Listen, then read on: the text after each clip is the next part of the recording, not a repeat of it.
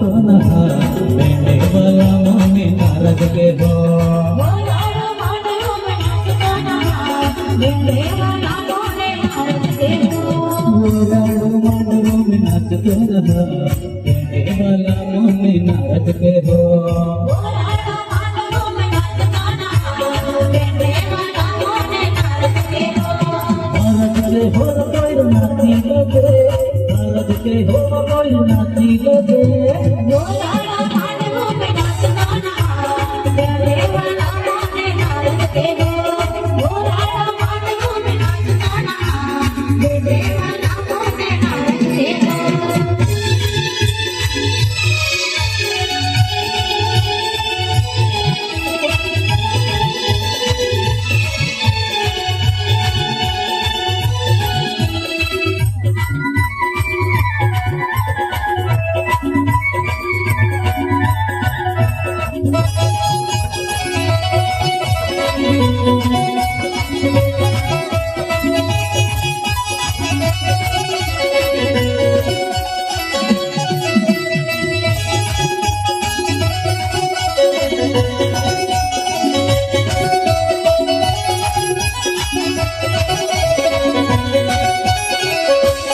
बोलाड़ो मांडलो में नाचता ना बेटे वाला मोने नारद के हो बोलाड़ो मांडलो में नाचता ना बेटे वाला मोने नारद के हो बोलाड़ो मांडलो में नाचता ना बेटे वाला मोने नारद के हो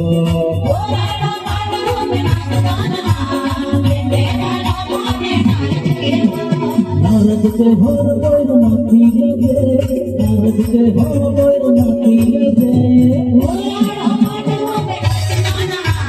बेटे वाला मोने नारद के हो बोलाड़ो मांडलो में नाचता ना बेटे वाला मोने नारद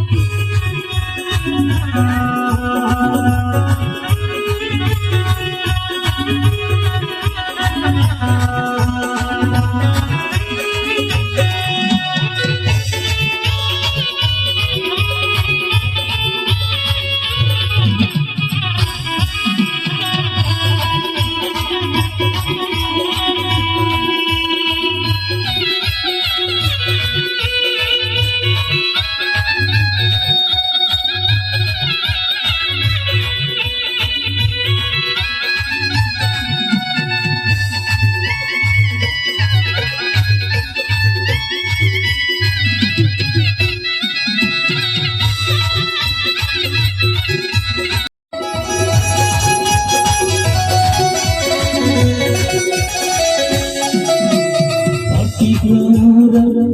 मस्तरदा मिलको मिलको जाएगी वरा बाकी क्यों मस्तरदा मिलको मिलको जाएगी वरा बोलाड़ो मांडलो में नाचता ना बेटे वाला मोने नारद के हो बोलाड़ो मांडलो में नाचता ना बेटे वाला मोने नारद के हो मस्तरदा मिलको मिलको जाएगी वरा आपको प्यारा रुक मस्तरदा मिलको मिलको जाएगी वरा बोलाड़ो मांडलो में नाचता ना बेटे वाला मोने नारद के हो बोलाड़ो मांडलो में नाचता ना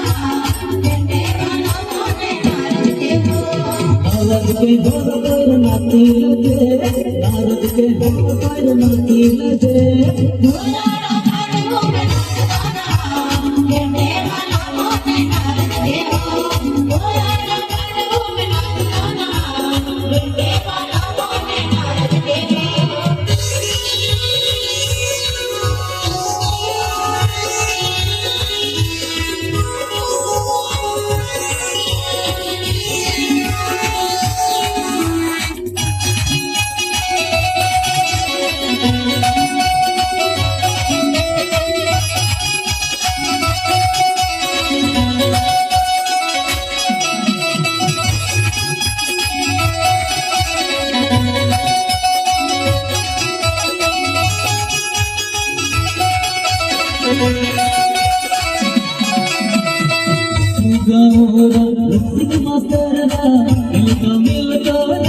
ગીવરા આખો ગાવરા પપ્પુ માસ્તરના મિલતો મિલતો રહી ગીવરા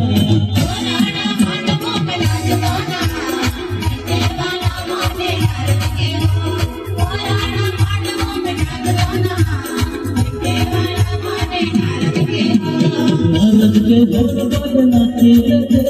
नारद के ढोल पर नाची लगे